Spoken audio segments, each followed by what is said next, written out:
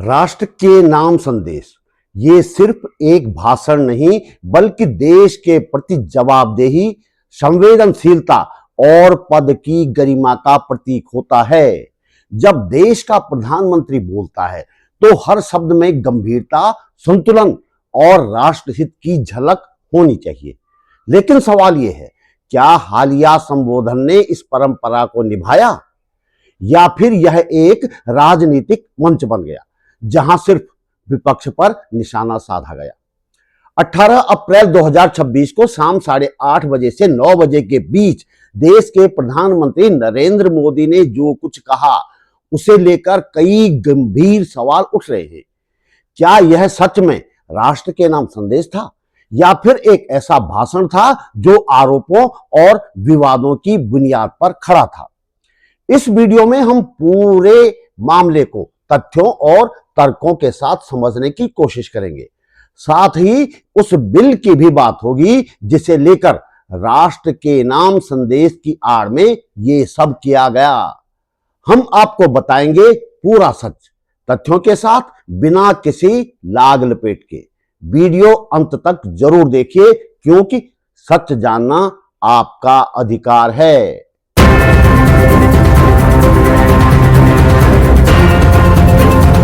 नमस्कार, बात बोलेगी चैनल पर आपका स्वागत।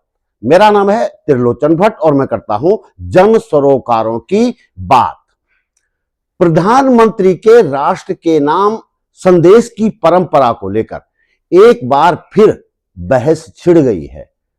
जानकारों का कहना है कि इस तरह के संबोधन पूरी तरह से गैर राजनीतिक होने चाहिए और इनमें विपक्ष पर टिप्पणी या राजनीतिक आरोप प्रत्यारोप की कोई जगह नहीं होती। पहले सुनते हैं उस तथाकथित राष्ट्र के नाम संदेश में प्रधानमंत्री ने क्या कहा था। आज भारत का हर नागरिक देख रहा है कि कैसे भारत की नारी शक्ति की उड़ान को रोक दिया गया, उनके सपनों को बेरहमी से कुचल दिया गया।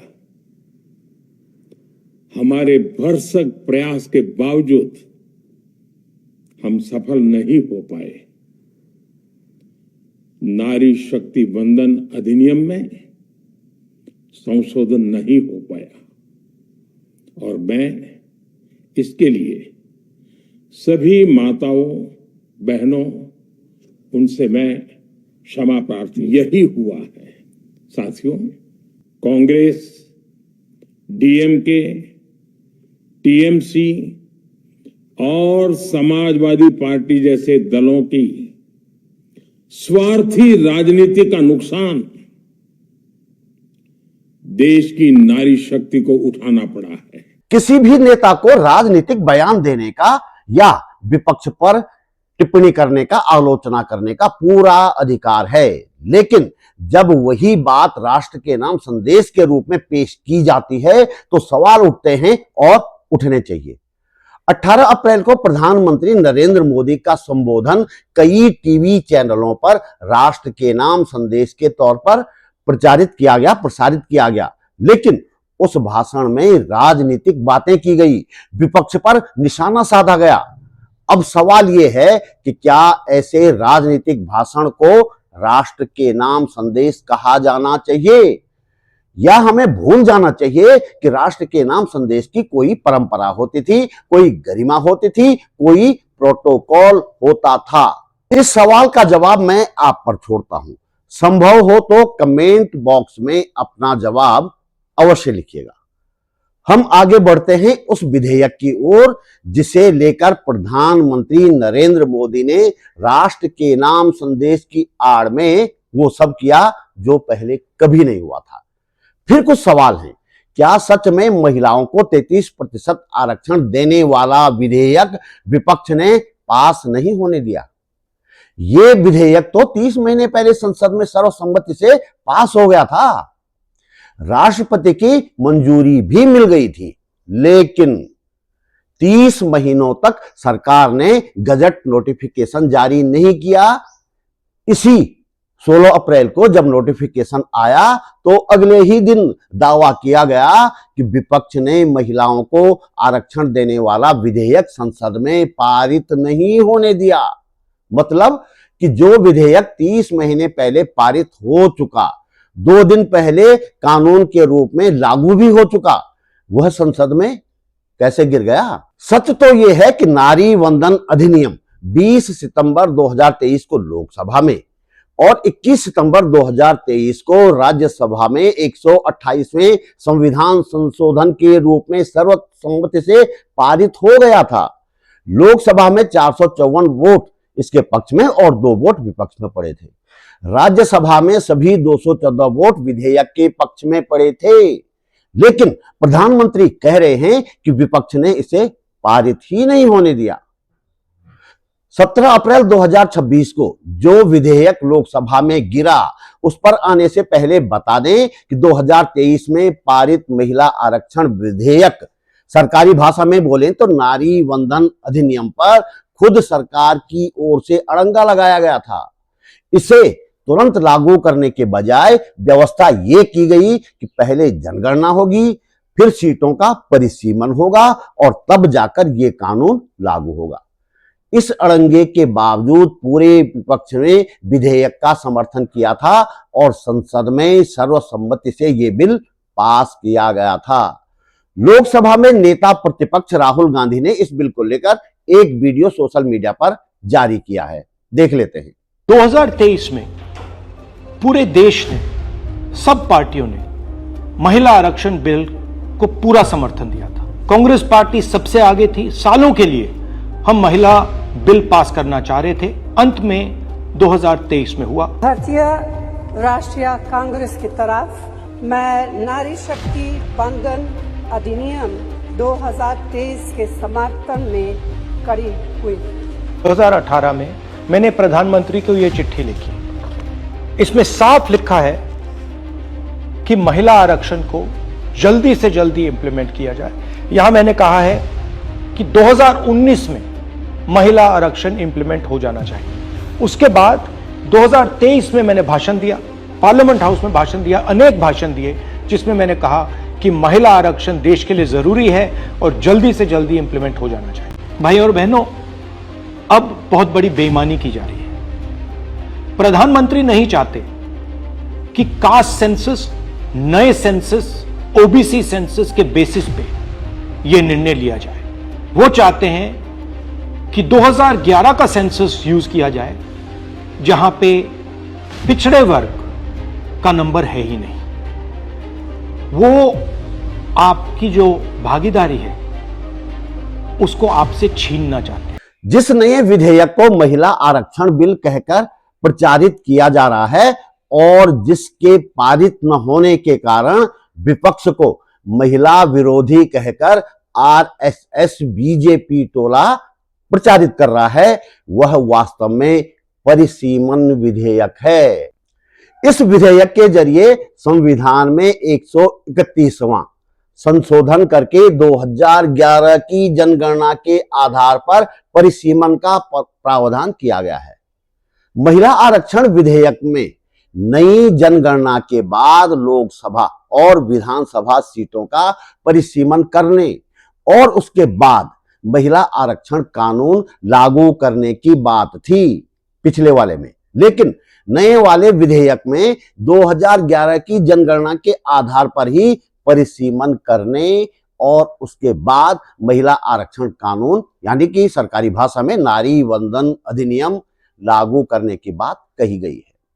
अब सवाल यह है कि नारी वंदन अधिनियम जो 2023 में संसद में पारित हो गया था, राष्ट्रपति के हस्ताक्षर भी हो गए थे, तो फिर उसे 2024 में लोकसभा चुनाव और उसके बाद हुए विधानसभा चुनावों में लागू क्यों नहीं किया गया?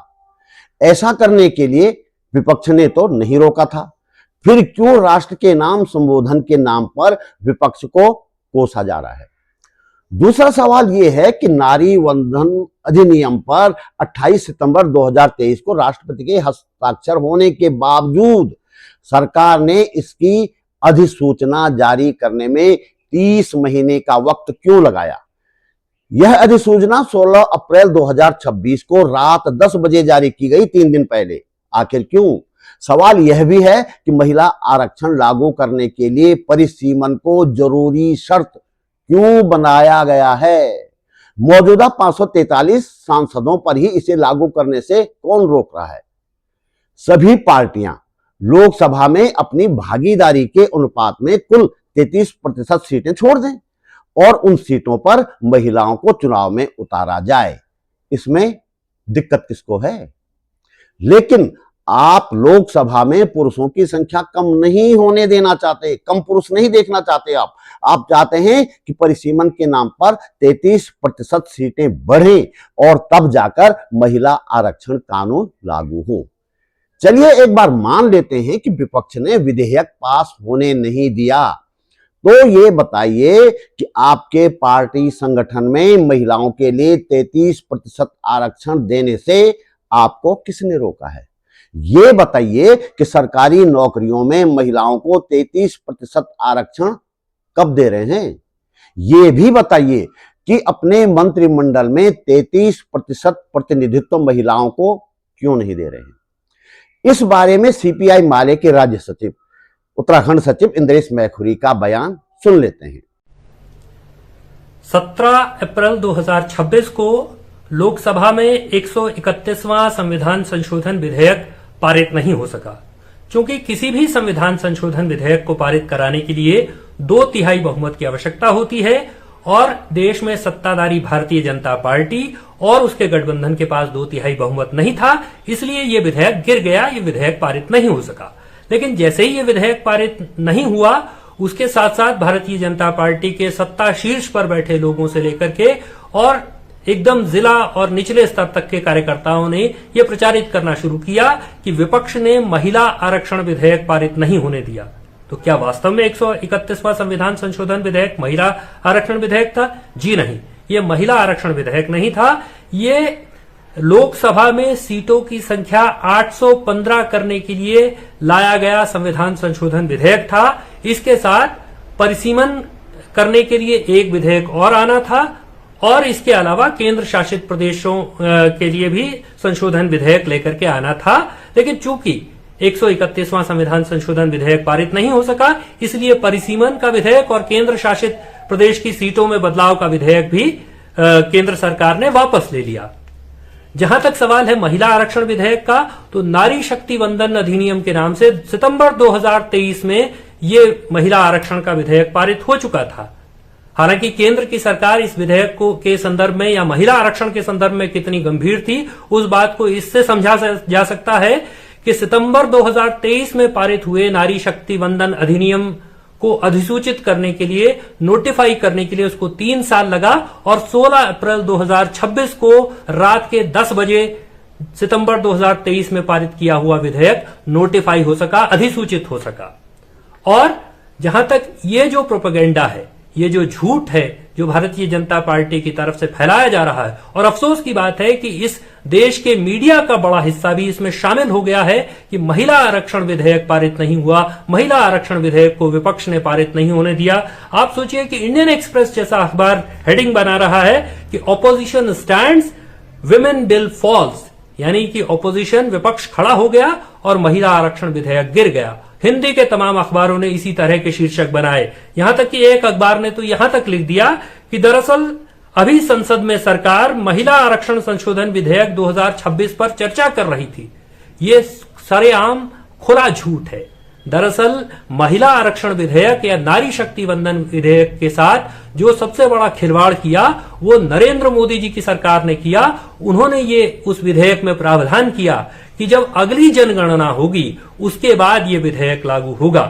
ये शर्त हट जाती तो 2024 के लोकसभा चुनाव में महिला आरक्षण लागू हो सकता था, लेकिन पहले इसमें जबरदस्ती जनगणना की शर्त थोपी गई और अब एक तरह से परिसीमन के साथ इसको जोड़ने की कोशिश की गई। देश की लोकसभा सीटों की संख्या बढ़ाने के साथ इसको जोड़ने की कोशिश की गई और परिसीमन के जरिए इस देश का ऐसा नक्शा नरेंद्र मोदी जी की सरकार खींचने की कोशिश कर रही थी जिससे कि राजनीतिक तौर पर उसको हराना असंभव हो जाए वो ऐसा राजनीतिक नक्शा बनाना चाहती थी।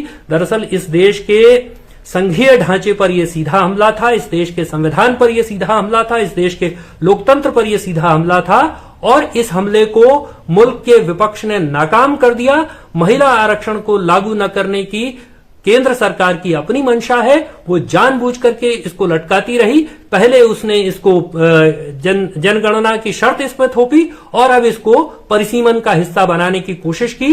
तो ये भारतीय जनता पार्टी की अपनी मंशा है कि वो महिला आरक्षण को लागू नहीं होना देना चाहती। जो लोग राम रहीम, आसाराम और तमाम इस तरह के लोगों को, कुलदीप सिंह सेंगर जैसे लोगों को प्रश्रय देते हैं, जो अंकिता भंडारी के वीआईपीज को प्रश्रय देते हैं, जो एक तरह से बिल्किस बानो के बलात्कारियों के गले में माला डालते हैं, उनको संस्कारी बताते हैं, तो वो अगर इस देश में नारी शक्ति के वंदन की बात कर रहे हैं तो इससे बड़ा पाखंड इस मुल्क में कोई दूसरा नहीं है। महिला आरक्षण बिल, परिसीमन और उत्तराखंड को लेकर कुछ सवाल और भी हैं। जिस तथाकथित महिला आरक्षण बिल को लेकर दिल्ली से लेकर देहरादून तक संघी टोला आंसू बहा रहा है, महिला सम्मान की दुहाई दे रहा है, उससे सिर्फ ये पूछना है कि उनकी सरकार अंकिता भंडारी के गुनहगारों को क्यों बचा रही है। उनसे ये भी पूछना है कि पूरे पहाड़ में महिलाएं गैस के लिए लाइन में लगी हुई हैं, उनकी सुविधा के लिए आपकी सरकार क्या कर रही है। जनगणना के आधार पर परिसीमन करवाने की बात करके क्या आप उत्तराखंड के पर्वतीय क्षेत्रों का जनप्रतिनिधित्व कम नहीं करना चाहते? दरअसल आप और आपका मातृ संगठन महिलाओं को दोयम दर्जे का नागरिक मानता रहा है। आप मनुस्मृति को मानने वाले लोग हुए जो महिलाओं को नागरिक मानने तक से इनकार करता है, और यही हालत पर्वतीय क्षेत्रों की आपने बना रखी है। इसीलिए महिला सम्मान की दुहाई न दो तो अच्छा है, और यदि वास्तव में महिला सम्मान की चिंता आपको है तो परिसीमन जब होगा तब होगा, 33% आरक्षण अभी लागू करो। तो दोस्तों इस वीडियो में इतना ही। यह मंच किसी राजनीतिक दल, धन्ना सेठ या सरकार का नहीं है, यह सिर्फ एक कोशिश है आप तक सच्चाई पहुंचाने की। घोर आर्थिक संकट के बावजूद और बिना संसाधनों के हम ये काम कर रहे हैं, क्योंकि आज के दौर में सत्य सबसे बड़े खतरे में है। सत्य की यह आवाज तभी जिंदा रहेगी जब आप हमारे साथ खड़े होंगे। अगर आपको लगता है कि सवाल पूछते रहना जरूरी है तो जितना आपसे बन पड़े आर्थिक सहयोग अवश्य दीजिएगा। आप वीडियो के नीचे ज्वाइन बटन पर जाकर सहयोग कर सकते हैं। स्क्रीन पर QR कोड भी है और डिस्क्रिप्शन में बैंक डिटेल भी। आपका यह सहयोग सिर्फ मदद नहीं, सच के साथ खड़े होने का साहस है। आप वीडियो को लाइक करके, कमेंट करके और शेयर करके भी इस कोशिश को आगे बढ़ा सकते हैं। आर्थिक सहयोग के लिए MS मंदरवाल जी का मैं आभार व्यक्त करता हूं। आपका सहयोग हमें हौसला देता है सच बोलने का, सवाल पूछने का और संवैधानिक मूल्यों की रक्षा के लिए खड़े रहने का। अगर आप पहली बार मेरे चैनल पर आए हैं तो प्लीज चैनल को सब्सक्राइब करना न भूलिएगा।